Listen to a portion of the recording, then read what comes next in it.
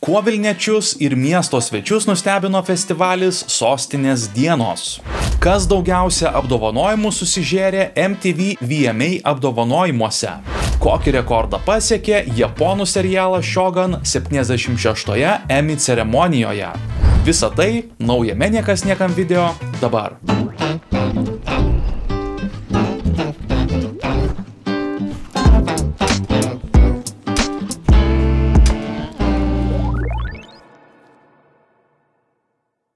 Rugpjūčio 30 prasidėjęs didžiausias Vilniaus miesto festivalis Sostinės dienos į įvairias miesto erdves sutraukė gausybę lankytojų. Kartu žengti per kalendorinį vasaros rudens slenkstį kviečiantį šventę vilniečiams ir sostinės svečiams dovanojo nepamirštamus įspūdžius, džiaugsmingus nuotykius ir žavesio kupinus išgyvenimus. Pirmąjį šventės vakarą katedros aikštėje vykęs didysis atidarymo koncertas buvo patikėtas garsiai indie roko grupiai iš Liverpulio Circa Waves, kurios itin britiškas skambesys ir uždeganti muzikantų energija pakerėjo visą aikštę užpildžiusią minią žiūrovų. Po įspūdingo britų pasirodymo kiek kitokių emocijų pliūpsnį aikštėje susirinkusiai publikai pateikė charizmatiškasis atlikėjas Vidas Bareikis. Išskirtinėme koncerte kartu su VB Gang komanda pristatęs energingą bei tik jam būdingų šou elementų pripildytą muzikinę programą. Klausytojai turėjo galimybę mėgautis ne tik žinomiausiomis jo dainomis 3 Kanados, Ežero dugne, Nervai, Pažiūrėk į mane mama, Pusvalanduko, bet ir išgirsti naujausias. Itin gausių publikos dėmesių taip pat mėgavosi ir kartu su minia šėlo prie Vinco Kudirkos aikštės įkurtoje veiksmų scenoje koncertavusios grupės Jauti ir Colors of Bubbles. Prie Baltojo tilto ant Neries upės įrengtoje atspindžių scenoje didžiulio gerbėjų palaikymo sulaukė įspūdingas Konstantino Lilo pasirodymas bei kitų žinomų muzikos atlikėjų koncertai. Sekančią festivalio dieną ant scenos lipo puikiai pažįstama dainininkė, viena populiariausių lietuvių atlikėjų Monika Liu.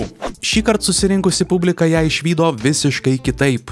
Jausmingoji dainininkė pasirodė su neįtikėtino grožio ilgais plaukais.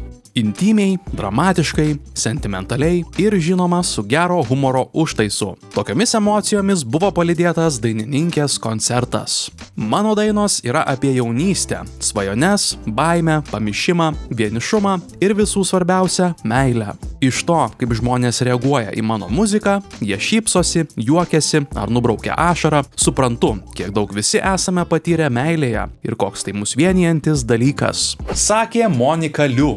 Gausiai susirinkusi publika išgirdo ir paslaptingai Daddy Was a Milkman. Vakarui baigiantis smalsuolių akys krypo į naktinį dangų. Vilnių nušvietė lazeriai, kurių spinduliai kosminėmis spalvomis užliejo sostinės dangų ir gausią stebėtojų minią teleportavo į kosminę 3D erdvę.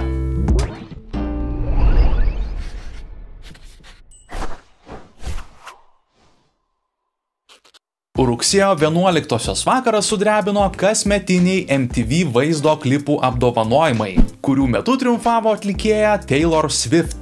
Nuo 1984-ųjų kiekvienais metais organizuojamame renginyje pagerbiami iškiliausi popmuzikos atlikėjai ir jų įspūdingiausi vaizdo klipai. Ir nors apdovanojimai paprastai garsėja savo netikėtumais, šįkart šou praėjo sklandžiai. Kritikų nuomonė. Šių metų renginys labiau priminė koncertą su ryškiausiomis žvaigždėmis, o ne tradicinės statulėlių dalybas. Šių metų ceremoniją atidarė reperis Eminemas, padedamas grupės Jelly Roll. Scenoje taip pat sužibėjo Camila Cabello, Chappelle Roan, Glorilla, Ro Alejandro, Lenny Kravitz ir Sabrina Carpenter, o renginio vedėjos veidu tapo reperė Megan Thee Stallion. Vakaro metu statulėlių dalybų lyderė tapo atlikėja Taylor Swift.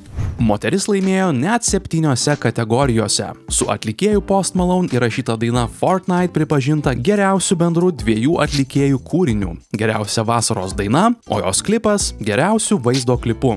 Dainos vaizdo klipas taip pat apdovanotas ir už geriausią režisūrą bei montažą. Atsiimdama geriausio vaizdo klipo apdovanojimą, Swift skyrė savo mylimajam, sportininkui Travisui Kelsiui. Toks atlikėjos gestas sutiktas gausiomis publikos ovacijomis. Be visų šių apdovanojimų Taylor Swift tituluota metų atlikėja ir geriausia popmuzikos atlikėja. Geriausia daina tapo Sabrinos Carpenter kūrinys Espresso, o geriausio R&B stiliaus kūrinio statulėlė apdovanota atlikėja CZA ir jos daina Snooze. Geriausios alternatyvios muzikos dainos kategorijoje pergalę išplėšė atlikėjas Benson Boone su kūriniu Beautiful Things. Geriausios roko stiliaus dainos Lenny Kravicas ir Human, o geriausia lotynų muzikos stiliaus daina tapo Mil Veces, atliekama brazilų atlikėjos Anitos. 22 atlikėja Tyla už dainą Water namo taip pat parsiveš statulėlę. Ji tapo geriausia Afrobeat stiliaus daina. K-pop kategorijoje triumfavo Lisa ir kūrinys Rockstar. Reperio Eminemo vaizdo klipas dainai Houdini gavo 2 statulėles už geriausius vizualinius efektus ir geriausią hip-hop stiliaus kūrinį. Geriausių naujų atlikėjų tapo Chappell Roan. MTV VMA sugrįž 2025 metais. Vieta, kur vyks apdovanojimai, dar nėra žinomi.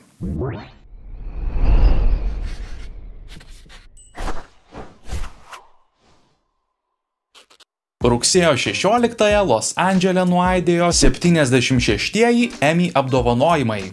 Serialas Shogun apie kariaujančias dinastijas feodalinėje Japonijoje gavo net 18 statulėlių ir tapo pirmuoju serialu ne anglų kalba pelniusiu geriausios dramos apdovanojimą. Ankstesnis visų laikų televizijos rekordas buvo 13 Emmy. Draminis serialas, adaptuotas pagal Jameso Clavelo istorinį romaną, viso buvo nominuotas 25 Emmy apdovanojimams. Tai buvo Rytai susitinka su vakarais svajonių projektas. Sakė pagrindinė serialo žvaigždė Hiroyuki Sanada, tapęs pirmuoju japonų aktoriumi laimėjusiu Emmy. Po kelių minučių į apdovanojimų sceną įžengė Ana Savai, laimėjusi geriausios aktorės apdovanojimą. Shogun aktoriai ir prodiuseriai ant scenos grįžo ir dar sykį atsiimti apdovanojimo už geriausią dramą. Šis serialas, kurį prodiusuoja Disney priklausantis kanalas FX, yra nufilmuotas Kanadoje. Jame vaidina daugiausia japonų aktoriai, o dialogai yra subtitruojami. Apdovanojimų vedėjas Justinas Marksas juokaudamas padėkojo prodiuseriams už tai, kad jie užsakė labai brangų, subtitruotą istorinį kūrinį apie Japoniją, kurio pagrindinė kulminacija sukasi apie poezijos konkursą. Shogun yra serialas apie vertimą, ne apie tai, kas prarandama, o apie tai, kas atrandama, kai susirinkimai vyksta 2 kalbomis ir kai išmokstama nevaikščioti ant tatamių su darbiniais batais.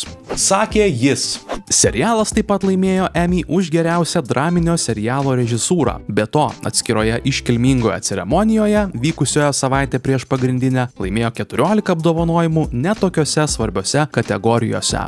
Triumfavo ne tik Shogun. HBO serialas Hacks pateikė staigmeną, atsiimdamas geriausio komedijos serialo prizą ir nurungdamas serialą The Bear. Netflix hitas Baby Reindeer pelnė geriausio mini serialo apdovanojimą. 2008 metais 13 Emmy apdovanojimų gavo mini serialas John Adams, o Game of Thrones priklauso dramų rekordas – 12 apdovanojimų.